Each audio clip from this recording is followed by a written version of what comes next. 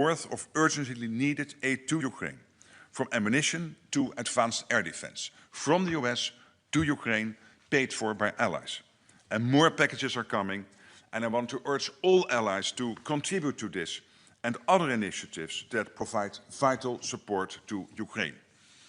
We are all working to bring an end to this terrible war, including through ongoing discussions on the provision of security guarantees for Ukraine.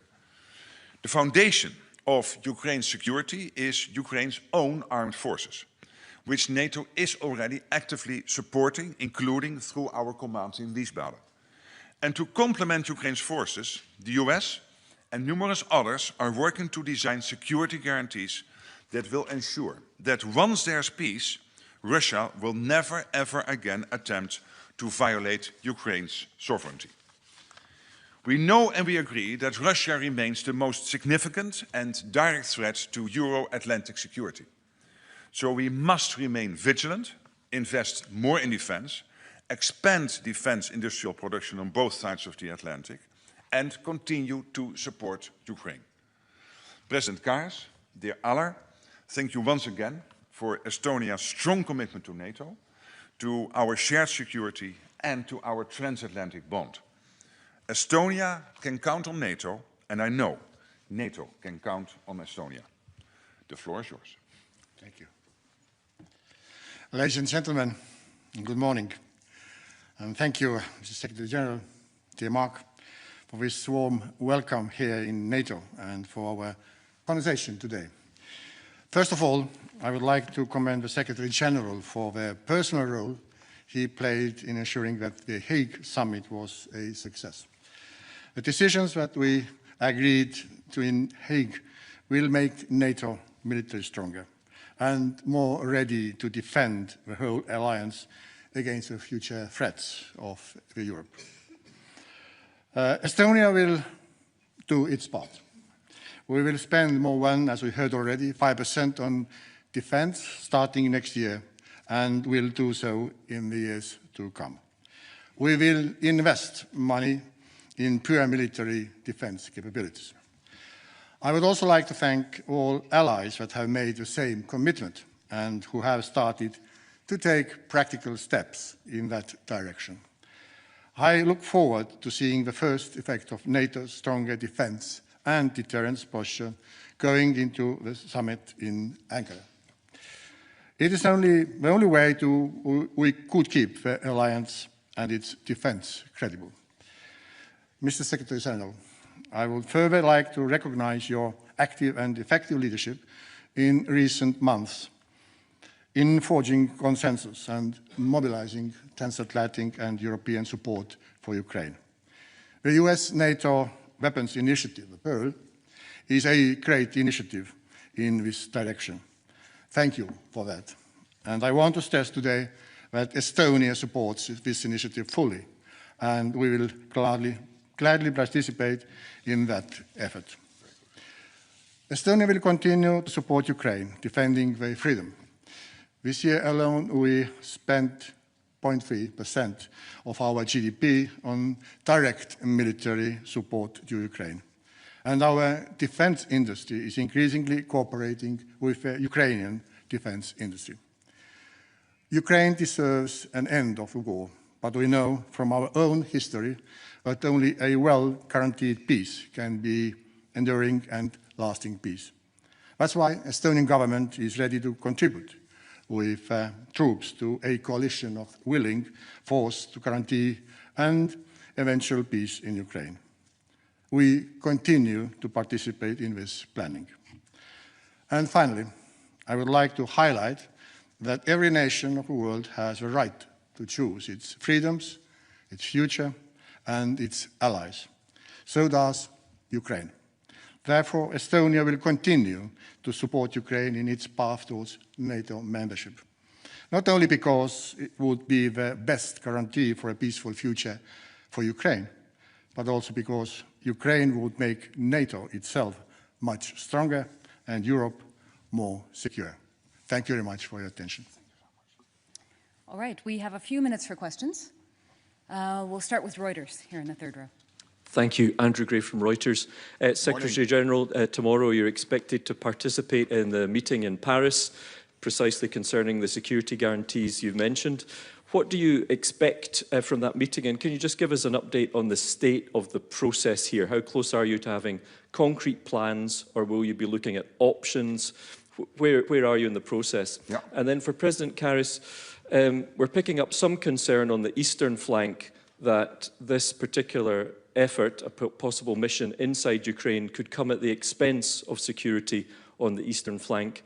Are you concerned about that at all? Have you voiced those concerns? Have you received any reassurances that the troops that might be needed in Ukraine won't come at the expense of your country and others on the eastern side? Well, thank you for your questions. To start with your first question, this whole process started with President Trump breaking the deadlock in February by engaging in conversations with Putin. Putin was clearly impressed, all evidence has, with that we were able to come to the 5% agreement in The Hague in June. Then this initiative to send lethal weapons from the US into Ukraine, paid for by European allies, which we agreed mid-July, and the secondary sanctions the US announced mid-July and have now hit India, because India is still buying oil and other stuff from Russia, and is not putting pressure on Russia to end the war. So all of this is clearly evidence that the US is serious, wants to end this. And what the Europeans did, starting in February, is sit together. And by the way, later on, other countries like Japan and Australia are participating in this coalition of the willing to see how collectively can we organize the security guarantees for Ukraine to prevent a repeat from the Budapest Memorandum or Minsk. And a big breakthrough, particularly when it comes to the security guarantees, was exactly 3 weeks ago, when in a phone call preparing for the Alaska meeting with European leaders, including Ursula von der Leyen and the President of France and others, the President of the US announced that he wanted to participate, to be part of those security guarantees. Now, where are we at the moment? The Europeans, together with others, are, as we speak, finalizing at the level of chiefs of defense, the defense ministers, the leaders. Tomorrow will be an important meeting. So I expect tomorrow or soon after tomorrow to have clarity on what collectively we can deliver. That means that we can engage even more intensely also with the American side to see what they want to deliver in terms of their participation in security guarantees, what that will look like, so that collectively we have that dealt with. And that will be important, because if a bilateral or trilateral meeting would start to happen with the Russians, particularly between Zelensky and Putin, clearly having clarity on the security guarantees is extremely important, because for the Ukrainians, they have one overriding priority, that if this war ends, and hopefully it will end sooner than later, because we have got to stop the killing, they want a situation in which this will never ever happen again, that the Russians try to catch 1 square kilometer of Ukraine. And then on your second question, then I'll hand over to the President. I can assure you that the Supreme Allied Commander is also involved in all of this. And why? Not because NATO will, as an organization, play a role in the security guarantees, but we have to make sure, and that is why I myself and Sakur and others are discreetly part of all the conversations, exactly to your question. Yes, security guarantees for Ukraine, but we have to prevent spreading our resources too thinly. And that means that we always have to look what the impact will be on the NATO plans, the forward land forces, etc., etc. Over to. Okay, thank you. Answering your question, first of all, we are all instant flank, as Mark Rutte has also mentioned earlier. So it's not only proximity of immediate proximity is not the issue here, and we know that modern weapons can fly very fast in other parts of Europe. And it's also hybrid war. We know what happened to Ursula von der Leyen, GPS jamming of planes. So this is another issue. We see that it's not only a really immediate proximity of Russian border. So that's our European concern. And I have to make sure that US troops stay here in Europe. not only next to the border, but also in Germany, in Poland, and in other places. And we discussed this with Secretary General as well, and to make sure to convince also Americans, and give us also time to build up our own capabilities. So, it's because this transatlantic bond is important. We have to keep it going. So there is a concern, but we are not much worried. So because we are all working on the issue, and I'm going to meet SACEUR next week, and I also give this information to SACEUR as well. All right, we're pretty much out of time, but we'll take the last 2 minutes for the Estonian broadcaster in the fourth row.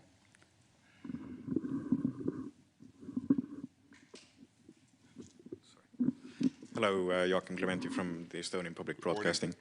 So the Hague Summit was obviously a success. 5% is an impressive promise, but now comes the hard work of actually making sure all allies follow up on this. We have an example from Estonia where we're trying to get there already next year, but the deadline further is longer with capability targets and military secrets for the general public. This is kind of a black box sometimes in terms of how effective progress are we making. So my question is, what is NATO planning to do to assure everybody that we're actually effectively meeting these targets at a timely pace and spending the money in the right place, buying steel and gunpowder, not just bells and whistles? Yeah, no, this is crucial, this question, and we have to deliver on this, because the last thing you want is that by 2034 we are still on where we are now, and then in the last year there will be a hockey stick towards 5%, and you know you can never then get that money spent. So there has to be a credible trajectory from every country moving into the 5% target in 2035. That's part of the agreement, that every country will present over the coming time a credible path leading into the 5%. And what makes it somewhat easier, this is not easy, but somewhat easier, is the fact that we have these capability targets. So every country knows it is not just spending 3.5%, no, it is spending 3.5%, so that when the moment would come that Article 5 would be activated, that we all know what our role has to be, the Germans, the Dutch, the Estonians, everyone, where to go to, with what troops, what capabilities, etc. And that will also feed into the defense industrial demand. That's why we have to ramp up defense industrial production, because this is not only about men and women in uniform, very much so, but also making sure that you have the military output from our industries. That's why I was last week so happy in Unterlüss in Germany that this Rheinmetall shell factory, 155 ammunition, was opened. In only 15 months it came about. He promised 12 months, it was 15 months. It is still an extremely successful outcome, that in only 15 months from nothing to a full functioning factory that happened. And we need this all over NATO, including in the US. Because also in the US, they have to ramp up, as all nations in NATO have to do, their defense production. So that will be connected to that. But back to your question, it has to be a credible path. And for this year, very important that the non-2%ers, all committing to 2% this year, will by the end of this year indeed have reached the 2%. And they have all recommitted to this. Yesterday I was in Luxembourg. They did, but also the other countries. So I'm fairly optimistic, but I can assure you, I will press for this. And if I would one day forget to do it, I know there is a president in Tallinn who will call me and say, hey, Mark, we are on 5% already in 2025, 2026. Make sure the rest will at least deliver not later than 2035. All right, that's all we have time for today. Thank you so very much. Thank you so much. Thank you.